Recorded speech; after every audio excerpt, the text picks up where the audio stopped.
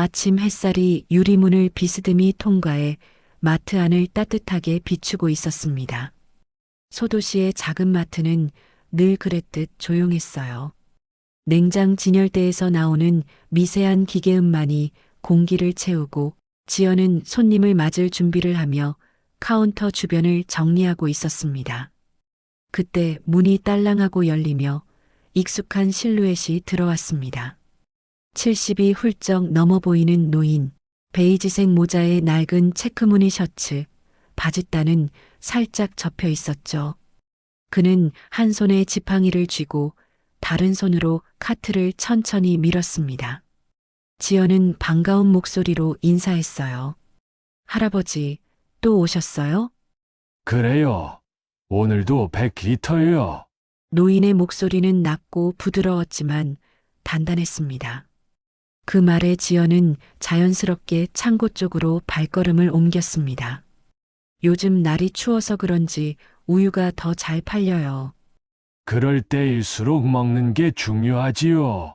노인의 짧은 대답엔 어떤 확신 같은 것이 담겨 있었어요. 그의 카트가 점점 무거워졌습니다. 지연이 도와드리려 했지만 노인은 고개를 저었습니다. 괜찮아요. 혼자서 할 수 있어요. 허리는 굽었지만 손의 움직임은 놀랍도록 일정했습니다. 카트에는 어느새 우유 상자가 가지런히 쌓였죠. 뒤쪽 계산대에서 이 모습을 지켜보던 김 사장은 조용히 팔짱을 낀 채 고개를 갸웃했습니다. 또 100리터야? 대체 저걸 다 뭐에 쓰는 걸까? 그의 표정엔 의아함과 함께 약간의 존경이 섞여 있었습니다. 계산을 마친 노인은 포인트 카드를 거절하고 조심스럽게 영수증을 접어모자 챙 아래로 넣었습니다. 트럭에 짐을 싣고 손으로 허리를 한번 쓸어내리더니 살짝 고개를 숙여 인사하고 돌아섰습니다. 햇살이 유리문을 통해 들어와 노인의 뒷모습 위로 길게 그림자를 만들었습니다. 지연은 문가에서 한참 동안 그 그림자를 바라보았습니다. 그의 걸음은 느리지만 마치 매일 같은 약속을 지키는 사람처럼 흔들림이 없었습니다. 그 평범한 뒷모습 속에 묘한 따뜻함이 남았어요. 며칠이 지나도 노인은 어김없이 찾아왔습니다. 오전 10시 마치 시계처럼 정확한 시간에 문을 열고 들어왔어요. 이제는 지연도 그 시간만 되면 무의식적으로 냉장고 문을 열어두었습니다. 하지만 다른 손님들은 그를 이상하게 여겼습니다. 저 노인 또 왔대요. 우유 100리터씩 매일 사간다던데. 돼지 키우시나 봐. 아니면 우유로 막걸리를 담그시나? 수군거리는 소리에 지연은 미묘하게 기분이 상했습니다. 그녀는 조용히 말했죠. 그분 나쁜 일 하시는 분 같진 않아요. 노인은 그런 소문을 아는지 모르는지 묵묵히 자신의 일을 했습니다.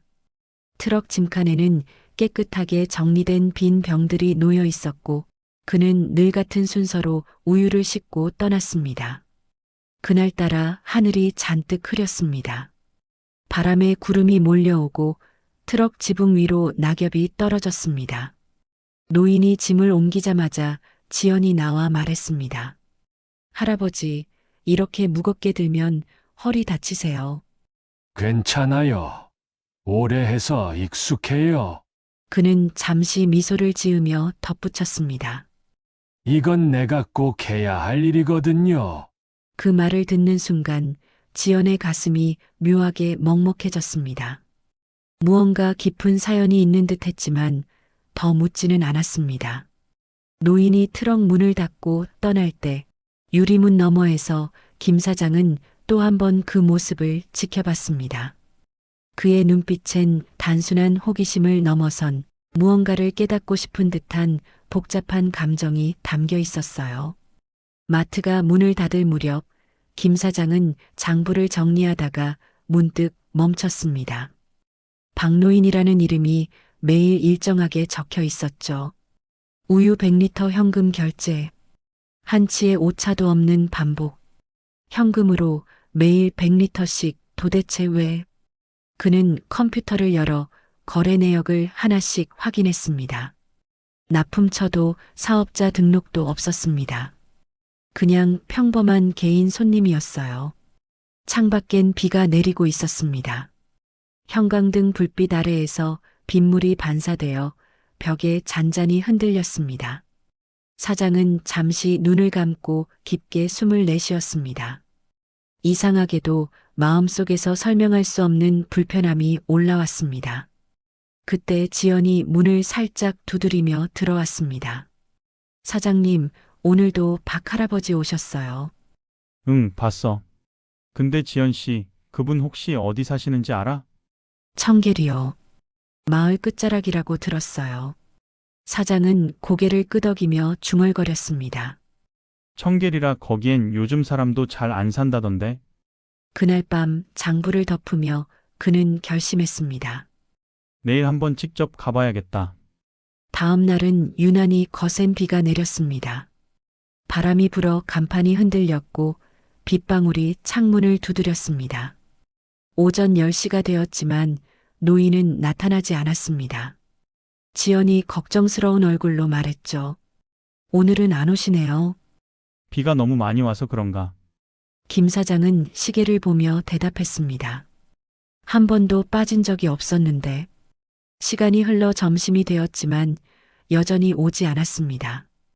빗소리가 유리문을 때리며 불안감을 더했습니다. 결국 사장은 우산을 챙기며 말했습니다. 지연 씨, 오늘은 내가 다녀올게요. 이런 날씨예요? 위험해요. 그래서 더 가야 해요. 트럭에 올라탄 그는 와이퍼를 켜고 청계리 방향으로 차를 몰았습니다. 길은 진흙투성이었고 물웅덩이가 여기저기 고여 있었습니다. 하지만 그는 속도를 늦추지 않았습니다. 차창에 부딪히는 빗물 소리 사이로 머릿속에는 노인의 미소와 굽은 어깨가 떠올랐습니다. 산길을 한참 달리던 사장은 작은 불빛을 보았습니다. 어둠 속에서 깜빡이는 따뜻한 노란빛이었죠. 그는 차를 세우고 빗속을 걸어 그곳으로 향했습니다. 낡은 헛간 문틈 사이로 희미한 빛이 새어나오고 있었습니다. 그는 조심스레 문을 열었습니다. 그리고 그 순간 숨이 멎었습니다. 헛간 안에는 수십 마리의 강아지들이 있었습니다. 젖은 털을 말리며 서로에게 기대어 앉아 있었죠.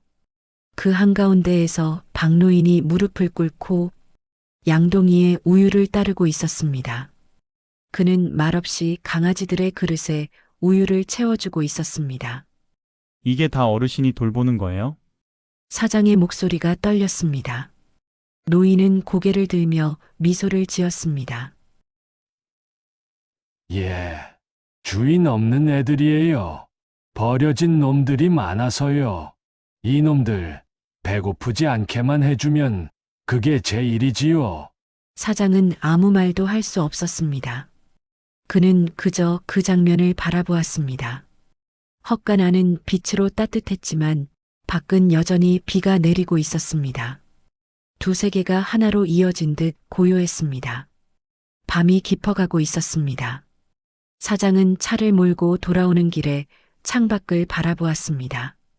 가로등 불빛이 젖은 도로 위로 번졌습니다. 와이퍼가 물기를 밀어내며 일정한 리듬을 만들었습니다. 그는 한참 동안 아무 말도 하지 않았습니다. 눈앞엔 여전히 헛간의 불빛이 떠올랐습니다. 그 노인의 손, 젖은 신발, 그리고 조용한 미소. 그 모든 것이 머릿속에서 지워지지 않았습니다. 저렇게 사는 사람도 있구나. 그의 입술에서 낮은 목소리가 새어나왔습니다. 그 말은 혼잣말이었지만 마음 깊은 곳에서 울렸습니다. 마트 근처에 도착하자 비가 그쳤습니다. 사장은 차를 멈추고 한동안 엔진을 끄지 않은 채 앉아 있었습니다. 그리고 조용히 결심했습니다. 내일부터 우유는 반값으로 드려야겠다. 며칠 뒤 마트에는 새로운 움직임이 생겼습니다.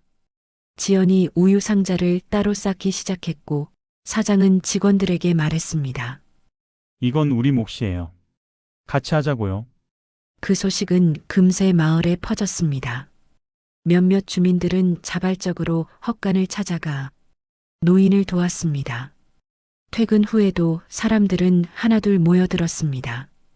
헛간 앞마당에는 웃음소리가 울려 퍼졌습니다. 아이들이 강아지를 안고 뛰어다녔고 사장은 허리를 굽혀 상자를 나르며 노인을 도왔습니다. 박노인은 어색한 듯 미소를 지었습니다. 이렇게 많은 분들이 오실 줄은 몰랐어요.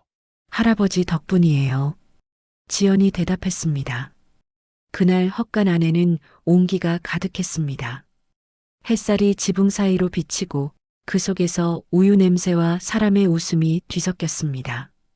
작은 마을의 하루가 그렇게 변하고 있었습니다. 겨울이 지나 봄이 다가올 무렵 박노인은 세상을 떠났습니다. 그는 조용히 잠들었고 그의 손에는 낡은 수첩이 들려 있었습니다. 그 속엔 날짜와 메모들이 빼곡했죠. 오늘은 새 강아지 둘. 눈이 예쁘다. 비가 와서 다 젖었지만 잘 먹는다. 내일도 100리터. 며칠 뒤 마트 앞에는 새로운 현수막이 걸렸습니다. 우유 100리터 프로젝트 유기동물들을 위한 나눔. 그날 지연은 매대를 정리하다가 창밖을 바라봤습니다. 햇살이 눈부시게 내리쬐었고 그녀의 손에는 한 병의 우유가 들려 있었습니다. 할아버지, 오늘도 100리터요. 그녀가 조용히 중얼거렸습니다. 그 목소리는 바람에 실려 헛간 쪽으로 향했습니다. 사장은 그 말을 듣고 고개를 들었습니다. 마트 안에는 여전히 박노인의 자리가 남아 있었습니다. 사람들은 그 자리를 지나칠 때마다 마음속으로 따뜻한 무언가를 느꼈습니다. 그가 남긴 건 단순한 우유가 아니라 한 사람의 마음이 세상에 스며드는 방식이었습니다.